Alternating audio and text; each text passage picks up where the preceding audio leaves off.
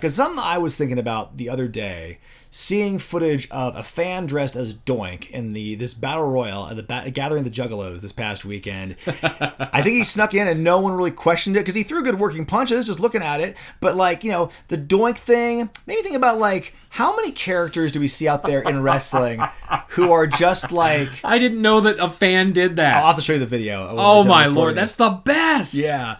But thinking about like the many Doinks we've seen over the years, ever since Matt Bourne first took that gimmick, like who can you think of who are like the most like parodied, or not even parodied, just like ripped off gimmicks? Like there's Doink.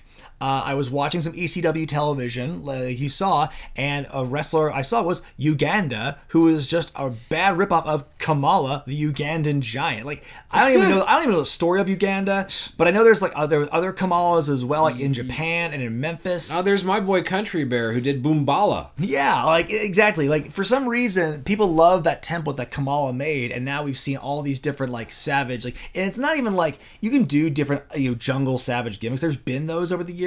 But for whatever reason, that template of like big bald black guy, body paint on the stomach and on the chest and on the face, and like a sarong or a grass skirt and barefoot, and like that's what they all do in the jungles of Africa. That's literally it. It's like I feel that it's been derived so many times for some reason. Like for Kamala, who is a very unique character, to have so many like ripoffs, I thought was just shocking to see.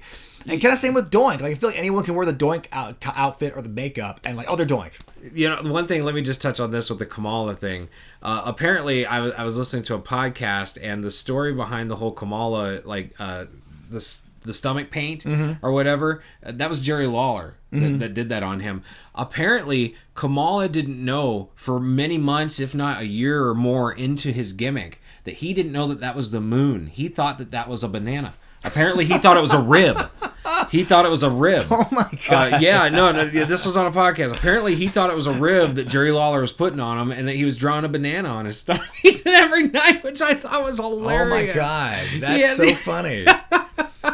But that is well documented, apparently. Okay, so. well that's news to me, and like I didn't even think of that at all. I always saw that and pictured moon. Well, yeah, I did too, because there's a star next to it, you know. But why was it yellow? Stars and bananas; those two go so well together, right? I guess if you're a ninja that's low on potassium, or maybe star fruits and bananas. Yes. They're both edible, I guess. But like, what other characters can you think of like that have been like derived from so many times? Whether it's like Ric Flair, that whole idea of like the bleach blonde guy in a robe who's like styling and profiling, like it's been done so much. And not just Flair, like you think about Buddy Rogers was the first one basically, and or Gorgeous George was the person before that. And then you got Flair, you have Buddy Landell, who was a nature boy, Paul Lee, the nature boy Paul Lee, who literally just goes around pretending he's Ric Flair. I think he ran for public office in Tennessee recently or something. Oh dear lord. That's so wild to me. And there's people who like just specifically rip off like one guy. There's like a Jake Batista out there, I think, and there was like at least one Warrior ripoff. Isn't there some Mortons running around too, or so? I know there were a lot of Von Erichs, a lot of fake Von Erichs running around. Yes,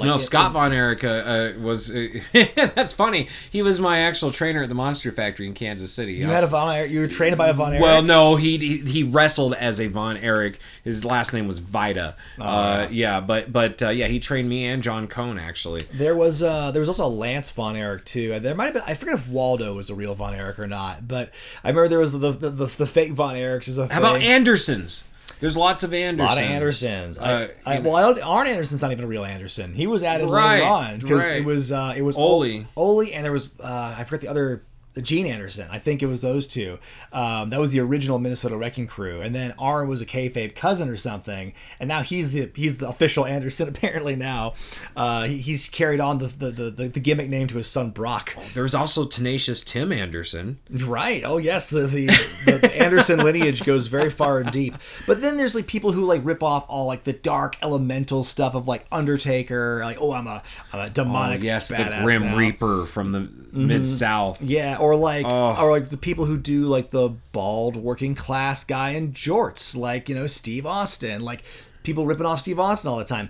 It's so weird how like if you're gonna rip off a character, like, don't have it be one of the most identifiable characters in wrestling. Well, even now that they've kind of calmed down a bit, but there used to be like a fake Jeff Hardy on every indie poster for a long, like every backyard indie. Well, I mean, I will say, I think Jeff Hardy, the Hardy Boys in general, are some of the most influential wrestlers of their generation because of, like, it basically allowed an entire generation of young wrestlers to wear cargo pants and, like, t-shirts to when they wrestle and it'd be okay. Like, pretty much. So yeah, in a way, the Hardys have probably been the most ripped off wrestlers, aesthetically speaking, since Doink, honestly. And there's, Alabama Doink. Then oh dear God, do you remember when we were at WrestleCon and I was like, let's go over and call this dude out? I so badly, like, legitimately, I wanted to, like, and I wanted you to film this. I wanted to confront Alabama Doink, like, to his face in front of everybody and say, what the fuck are you doing? Treat him like the Super Tramp. Exactly, because that's a famous story. Because longtime fans of the channel know that I did a video many years ago about a wrestler, or quote, like, a guy named Super Tramp. You almost quoted him as a wrestler. Yeah, a guy who claimed to be a wrestler named Super Tramp, and he had this whole fan base, and like, oh wow, look at these 2 drawings or 2 pictures of you, like, oh, that's proof you're a wrestler. Go watch the video if you want more context on that. But one of my favorite stories a friend always told me was, like, I think it must have been Bill Moody or Paul Bearer's last year at Cauliflower before he died. He confronted this dude at Cauliflower Alley Club and just said, like, you're not a wrestler. The only person in here who's allowed to wear a mask is Dick Bear, and you're not Dick Bear. And, you're a fraud. Like, called him out in front of everybody. And, like, then that dude never showed up to Cauliflower Alley again. Oh, my God. That was, like, his stomping ground. Yeah, that's right? where we met him 2 years. Mm-hmm. And, like, he used to hang out at the Oregon, like, in Washington indies a lot, too, and, like, hand out his signed 8x10s to people. Like, it's funny, I think Levi Shapiro actually still has a signed 8x10 of Super Tramp in his bag. That's actually worth a lot to some people. Right. That's hilarious. Oh, my God, the Super Tramp. Yeah. Well, let's talk about one other figure, or figures, actually, that get ripped off more than anybody, I think, in professional wrestling. And they're not even, I guess, what you would call legitimate. Well, maybe they are legitimate wrestlers, but I'm talking about the Insane Clown Posse.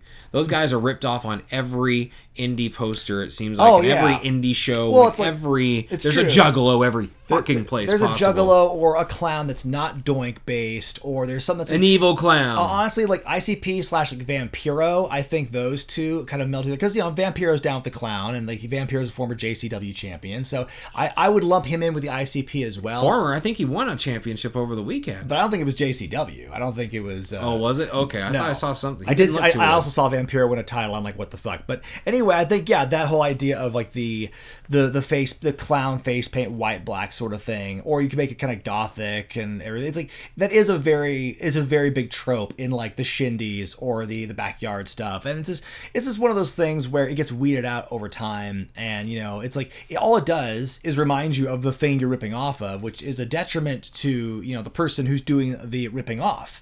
Right. But it's so funny to think about like how, like, I don't think it's very difficult to be original in wrestling. I'm not saying you got to come up with the next new original concept, but even being yourself is, I think, more noble than like just putting on Doink makeup or pretending to be Batista or the Ultimate Warrior. Right. Like, why would you, or what, if you're going to rip off wrestlers, do the mid-carders or the lower carders, the ones that people don't remember so much. Wear a jacket, wear like SD Jones, Yeah, like, yeah, special delivery, baby. Right. I just think there's, if you're gonna steal material from people, like, steal from the ones that are not as stolen from as much, where there's more ample room for that sort of thing. I'm not advocating you do it, because I think it's like you should be to try something else, try something different. But yeah, I mean, the whole ripoff thing is so funny, and I think it's so funny. There was a generation of like fake Doinks, fake blue blazers. I've seen that around. What? That is so wrong. Like the orange blazer or the red blazer? No, literally just the blue blazer. Oh, you can fuck. I've seen the blue blazer and Doink advertised on the same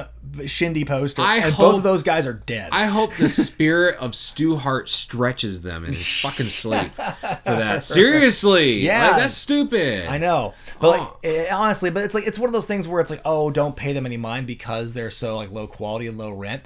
But that's the thing. It's like there's people who don't like, there are people who go to those shows who don't watch wrestling and don't know any better, and they won't know a bad show if they see it, if they've never seen wrestling before. And so if they see a bad show like that where these fucking fat guys with their beer guts and their Doink makeup on or their blue blazer mask flopping around the ring, they're going to think that's what wrestling is. Well, boy, that guy's gone downhill, man. He's put on all that weight since he was on Raw in '93. You're right. I think there's even a Dink ripoff with that dude. Well, no, that was the original Dink. Oh, is that? I'm pretty sure that the dude who was with Alabama Doink, going back to the story at WrestleCon, pretty sure that was the original Dink, the French wrestler whose name escapes me now. Well, then, you know what? Fuck him for allowing that to happen next to him. Right. That's the only reason I didn't do it, because I'm like, okay, you know what? Dink is legit. He's a legit worker. He's trying to make his money. I don't want to fuck with his money. So I wasn't worried about Alabama Doink. I bet you almost anything Alabama Doink is just like his Dink's ride. And he's like, here, just dress in the Doink costume. We'll get over with the pictures. Mm-hmm. You know? Yeah, no, literally, it's like, you know how like some of the wrestlers at the con would have like, here, take a picture of the belt, or here, take a picture with this mask or something. Take a picture with this Doink. It's not the real Doink, but it's a prop Doink. You know what, dude? At my Taco Fest show about 3 years ago, I had a guy who had a NWA World's Championship and like some sort of WCW Championship, and he was walking around making people pay $5 to take pictures with just his belts. And I thought to myself, was it Virgil? No, right? No, you weren't even getting a picture with somebody who was a wrestler. He was just like, you want to take a picture with my belt? Here, $5. So hey, nice hustle if you can get it. Right, the wrestling fans are running around making money off taking pictures with a belt. You need to show up to my show with the Hardcore Championship. Oh, yeah. The WCW one that you have over here. Mm-hmm. Or the Undisputed title, yeah. $10 the Undisputed title. Yeah, shit. It's a heavy sucker. Want to hear more? Subscribe to This Week in Regret on YouTube for full episodes of the podcast, dropping every Thursday night. Don't forget, we're also on SoundCloud.